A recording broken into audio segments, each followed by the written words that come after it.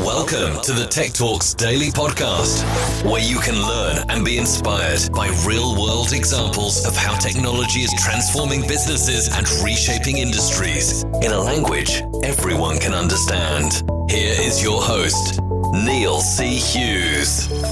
Welcome back to the Tech Talks Daily Podcast. Now, although I am guilty of being face down in my work, whether that be writing, hosting or producing podcasts, I do try and keep in touch with my guests and listeners. And when I heard that Jonathon Hensley from Emerge has written a new book recently, I invited him back on the podcast to learn more about it.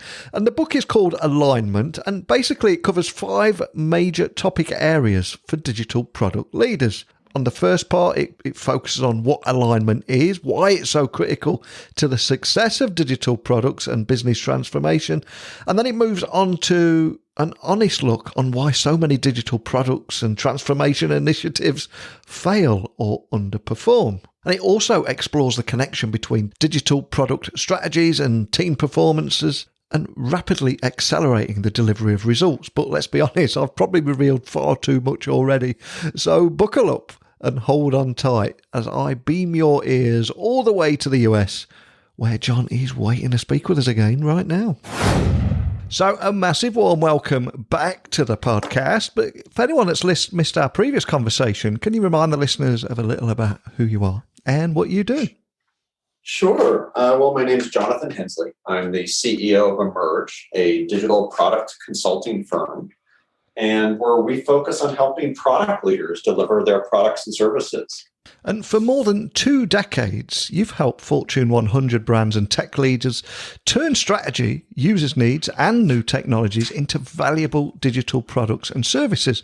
But the question I've got to ask, I don't think I asked this last time, where did your love of tech come from? That's a great question. For me, it really started growing up in Silicon Valley as a kid and being exposed to how technology was changing the way people lived and work. And I was so just enthralled by this constant pace of innovation and the things that people could come up with to do and how it would, change the way that you were, spending your time and working at home and traveling. And so to see the emergence of these technologies from the early days of, from personal computing into, seeing the rise of the internet, it was just, it was something I just from the beginning wanted to be a part of. And your new book is called Alignment. And can you tell me a little bit more about the inspiration behind the book? Because I know it's a huge commitment, sitting down and committing to write that book. But where did the inspiration come from? The inspiration for the book started actually with this idea of wanting to understand why products fail. So depending on which research you look at, new products that are attempted to be brought to market fail anywhere between 70 and 90% of the time. And so with that kind of failure rate, and you look at the amount of investment in time and energy and passion and financial commitments that companies are making with digital transformation, now projected going into next year of over $6 trillion, if 70 to 90% of that is failing, it's just a catastrophic number. And so the inspiration for the book was just this passion to go, what has happened? Why do products fail above and beyond the typical conversation of there was a lack of market fit? And so I really wanted to understand what the root causes of failure were and what was happening inside of organizations. And then when I started to dig into understanding failure, I realized there was this group of people all around the world who were consistently beating the odds. And I really wanted to understand what were they doing differently when it came to creating digital products and services that were allowing them to succeed again, and again. So just to get everybody on the same page and who might not have heard of you or your book, what is alignment and why do you think it's so important? And why do so many digital initiatives fail, do you think? Well, the broadly speaking, it's the issue of misalignment. And there's some common issues that stem from that concept. And so we see often, misalignment around not understanding who your customer really is, or falling in love with an idea instead of really falling in love with the problem that you need to solve to bring value to that customer. We see internal sabotage with mismanaged expectations or not understanding how to navigate the product development lifecycle because of the complexity of your organization or the complexity of the ecosystem you're trying to dive into. And so through the course of the book, we found that there were really 8 major areas, which I just touched on a few of those, that really had to be reevaluated for organizations to be successful. And that then really looked at, what do we, if we want to really overcome those failures, we have to look at alignment in a couple of different ways. And so as we dove into our research in writing the book, we looked at alignment through the lens of the individual. So really understanding how the individual person on a team understands how their work is and contributions matter, why they're doing what they're doing and how they make a difference and an impact in the world. Really understanding team alignment, which is all about dealing with how you build alignment with others and integrating people's unique disciplines and experience and perspective to solve problems more effectively. And then there's organizational alignment, which really deals with building alignment that reflects the organization's larger vision, strategic priorities, and aligns with the organization's resources and capabilities. And then there's market alignment, aligning to a real, genuine need or opportunity within the marketplace. And so these areas of alignment require constant focus and attention by product leaders today. And we saw again and again that those who are succeeding are practicing with this lens, if you will, on alignment and building very successful products and organizations and being able to deliver that value again and again. And I think we last spoke, I think it was November, when you were talking about organizational alignment and operational agility. So I knew then that this was a topic very close to your heart. But I've got to ask, how long have you been writing this book for? And especially, was it during lockdown? Is it a lockdown book or longer? Well, it started before lockdown. The process took me about 2 years. In the beginning, it really started with, as I mentioned, my own research into just wanting to understand failure. And then as I started to dive into that, I really started to seek out different authorities across the technical, landscape, and talking to chief product officers and CTOs and product managers and leaders, product designers and engineers in different sizes of companies, from startups to global organizations. And it really, from there, ended up, becoming the book that it is today. It's through lockdown, though, that I did most of my writing. Serendipitously, just kind of how that worked out. Oh, I love that. And you've done a great job of setting the scene and talking about why so many digital initiatives fail. But how do you define the effective product strategy that can bridge the execution gap? Well, we found that there's a foundation to product strategy that is often not very well understood or even talked about in the right context. And I've seen this in our own work with clients, especially, is this idea of people have very different definitions of what strategy is, and even less of definition of what makes a great strategy. So I'll give a couple of examples. Often strategy can be misinterpreted as goals or as planning. And strategy has nothing to do with either one of those in its essence. The essence of great strategy is about understanding and diagnosing a problem and understanding the scope of that problem and the impact of that problem.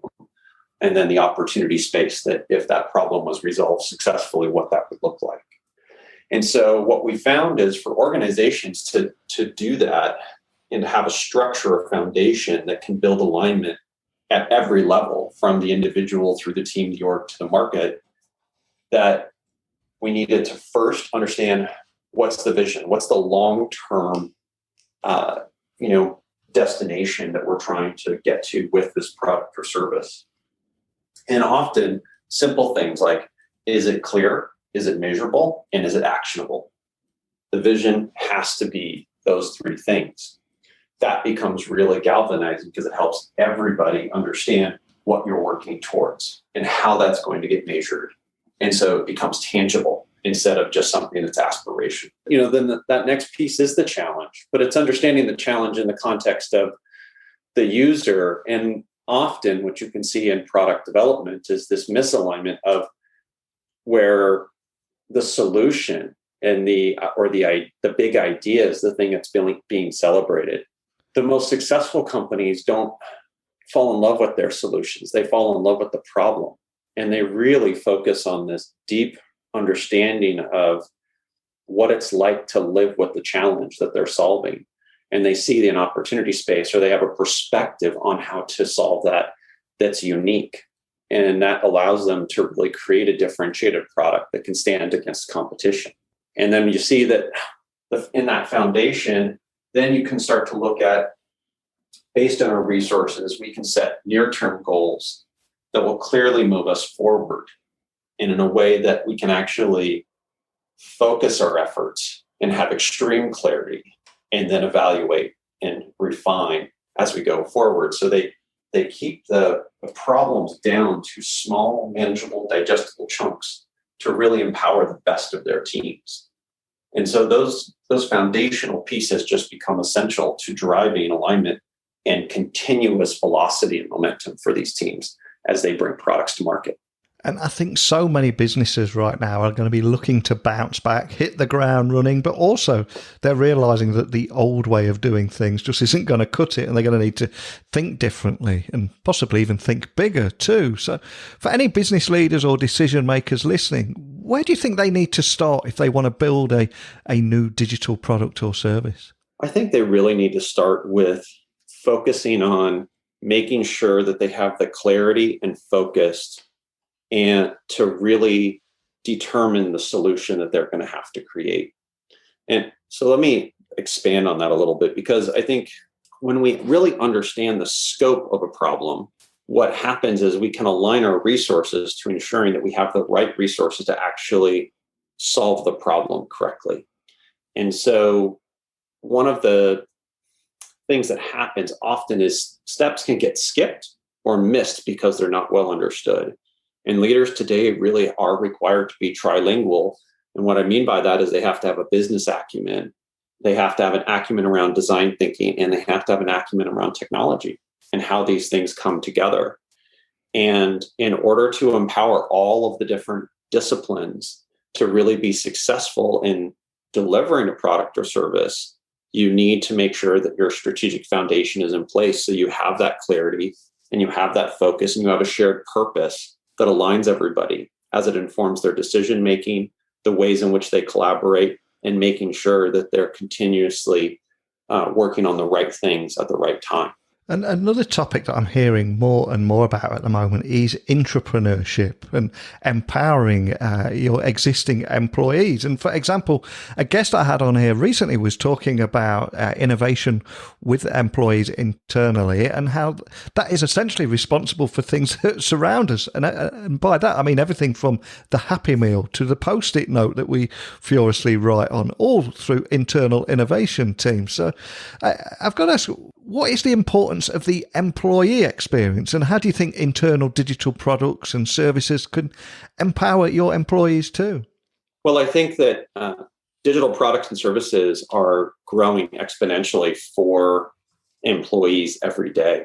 I mean, traditionally, if you think about the big software companies that are out there that were providing solutions for employees, these are kind of large monolithic solutions that are supposed to integrate the entire organization. And those systems are incredibly important. But more and more, when you think about employee experience, is, being able to really understand that every discipline, every individual needs precision tools today.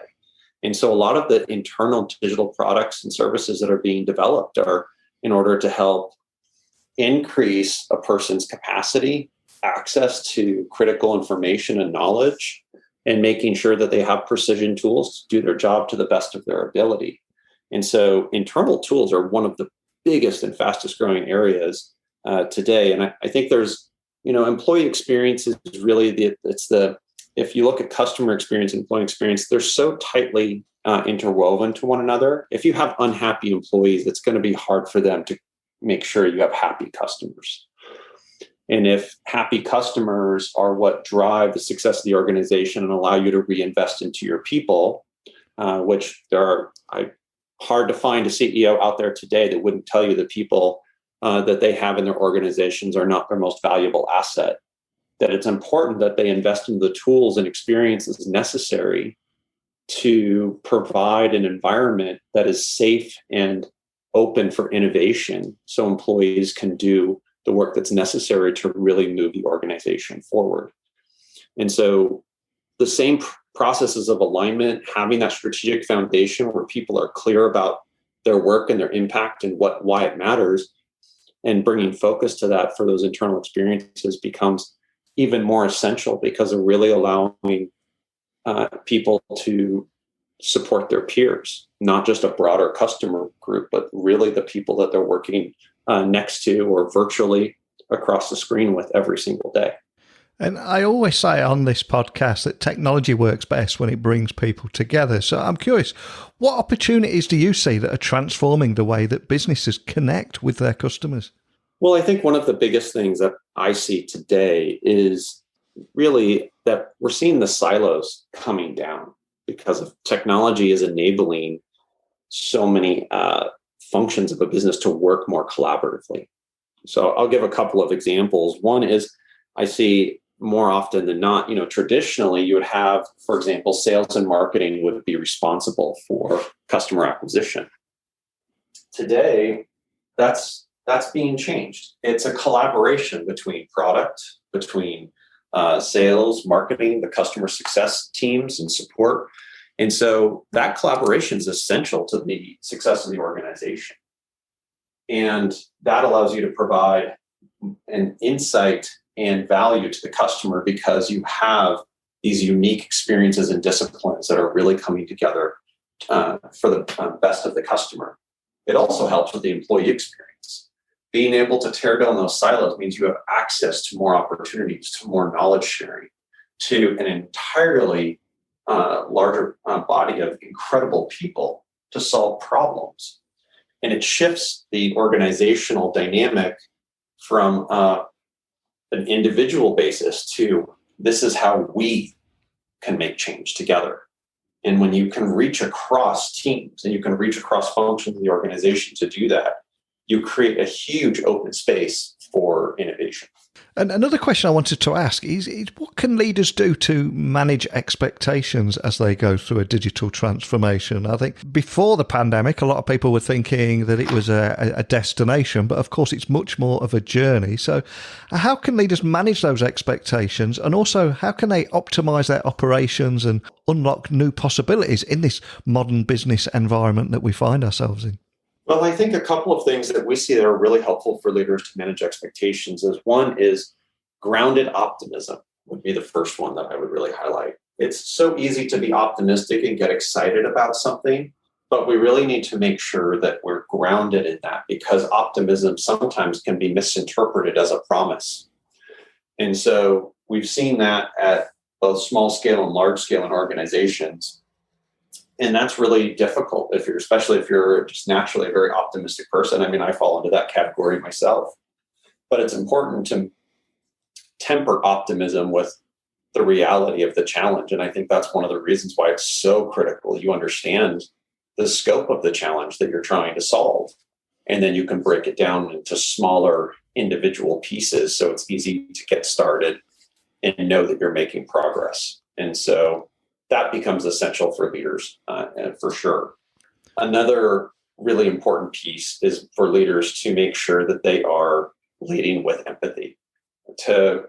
When you want to manage expectations, you need to be able to make sure that you can stand in the shoes and understand the needs and the concerns and the doubts as much as the opportunities and the excitement of your different audiences. And usually that can be something that can be very difficult to do as a leader if you don't have any experience in practicing some of those core skills, because you're expected to make decisions quickly, effectively, with sometimes very little information to keep things going. But slowing down typically ends up being a great tool for speeding up the success of the team. Well, I've loved having you back on the podcast today, but I must warn you, there's one thing that has changed since we last spoke, and that is I always ask my guests now if there was a particular song or piece of music that inspired them in the past, helps you get your head in the zone before going on stage or going out to land a big deal, or just reminds you of your career in tech. Is there a particular song that would spring to mind for you, and what would that be and why? Well, funny enough, I look at it more of just trying to have always a positive mindset. And so in the last couple of years, I've really enjoyed before an event or something where I'm speaking to listen to Bob Marley, The Sun is Shining. And it's a beautiful song, and it's something that just lifts my spirits and is an easy way just to have a calm way to enter into, any moment. Wow, what a great choice there. Absolutely love that one. And before I let you go, anyone that wants to learn more about your book, Alignment, Overcoming Internal Sabotage and Digital Product Failure, or more about the work that you're doing or contacting you or your team, what's the best way of doing that? The best way to do that is to go to emergeinteractive.com, sign up for our Insights newsletter. We have tons of information and free resources for anybody looking to develop a digital product or service or improve their current services. And then you can find the book on Amazon.com.